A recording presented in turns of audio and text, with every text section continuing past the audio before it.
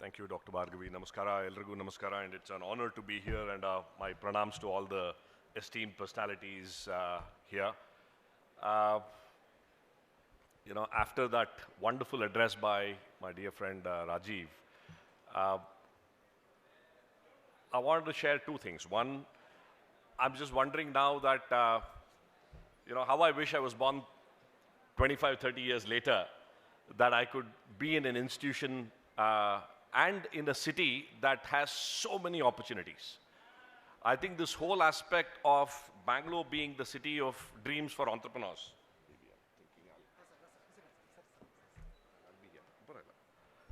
Yeah, I think that's better.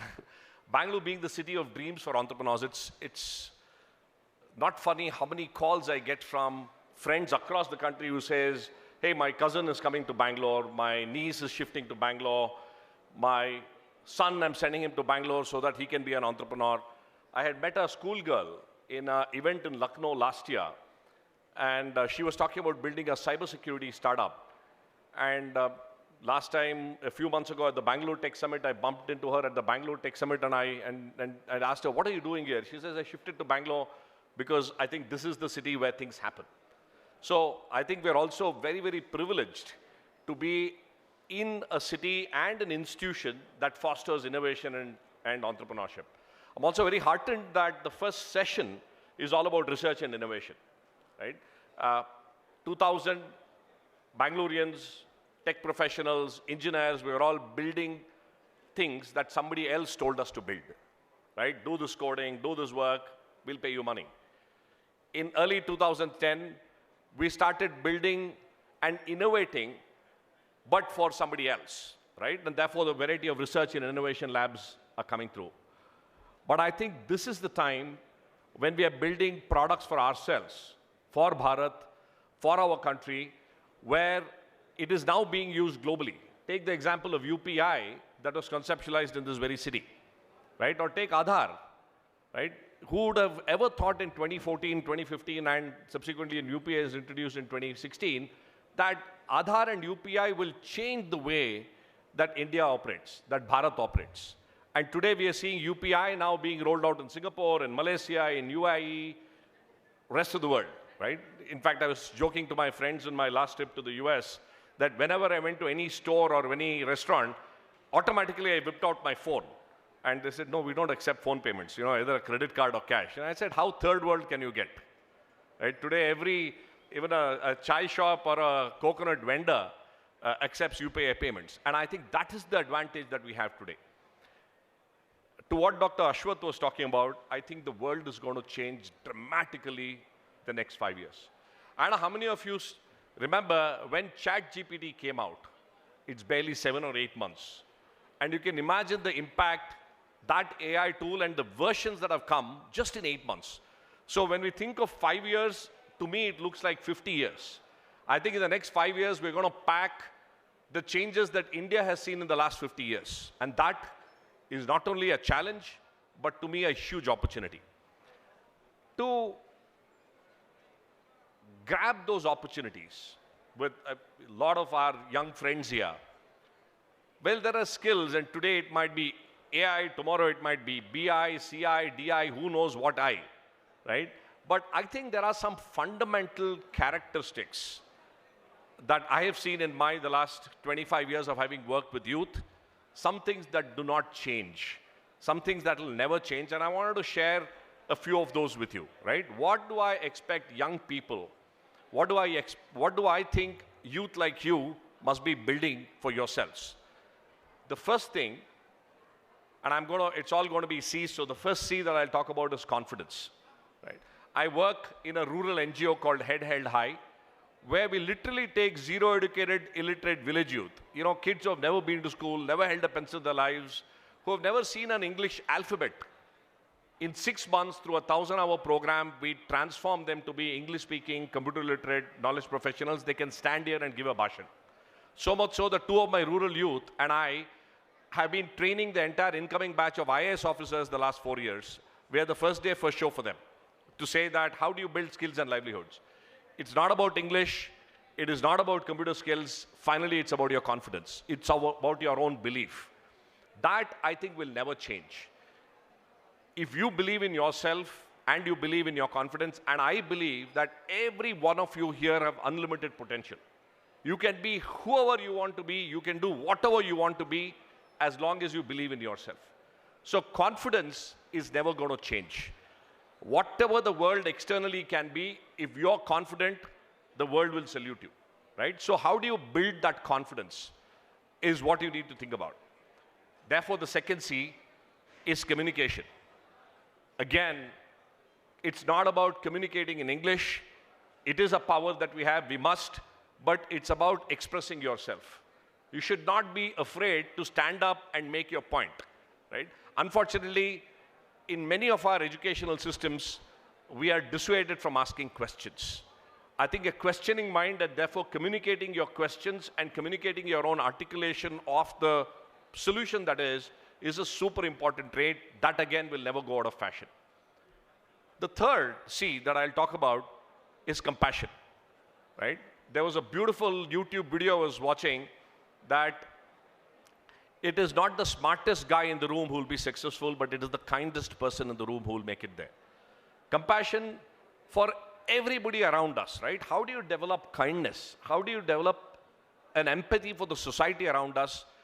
And with compassion comes curiosity, right? How do you understand the true problems of the society around us, and how do you feel that I need to do something is a super important trait, again, a timeless trait, irrespective of what technology is out there.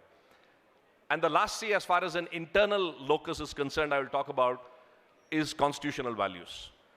We are proud to be living in a democratic country, and I think it is the democracy that is giving us the power to dream of whoever we want to be, and that democracy is anchored on constitutional values, right?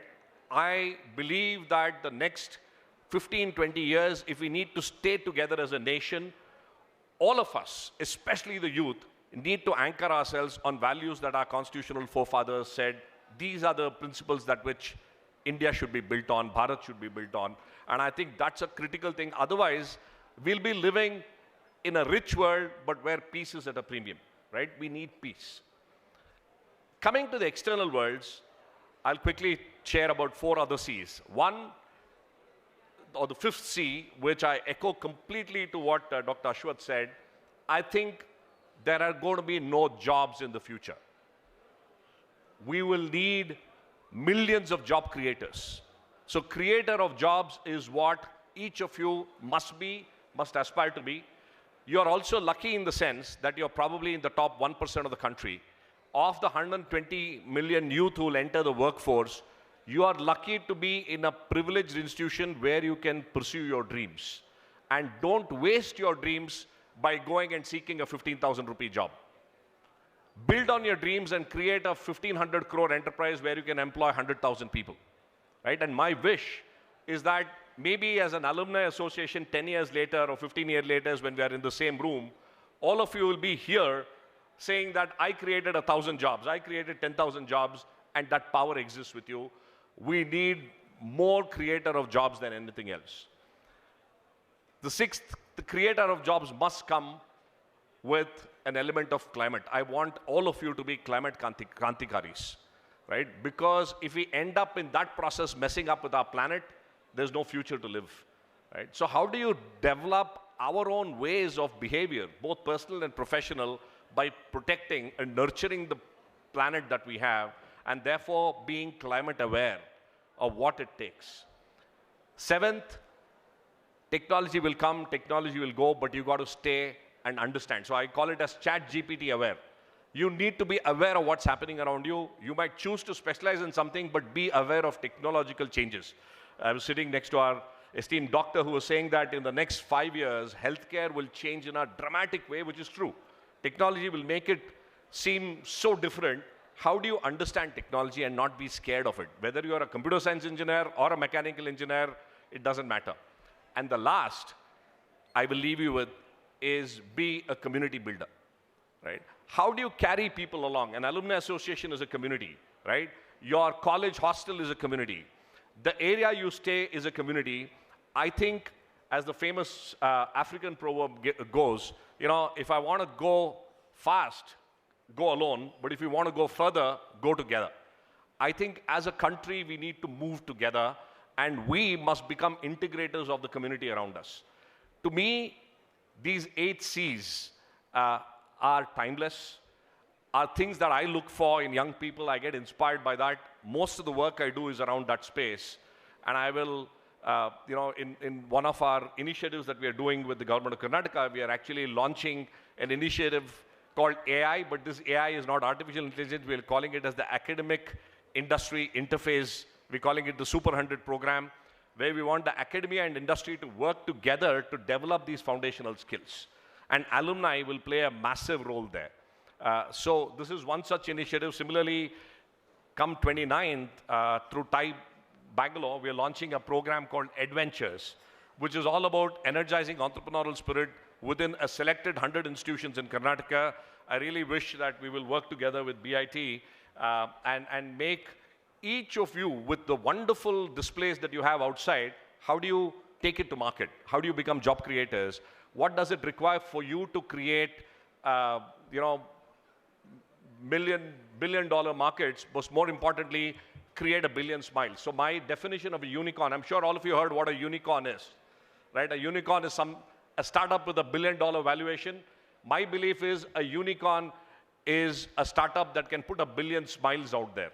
And I think that is what is required for us to progress on this. So my wish, and I couldn't find an apt ending to what Dr. D.V. Gundappa had said.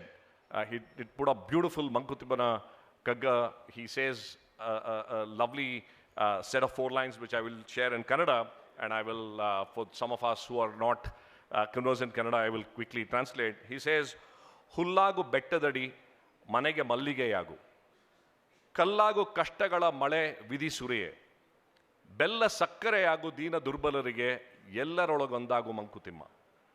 And that to me is the essence of education, right?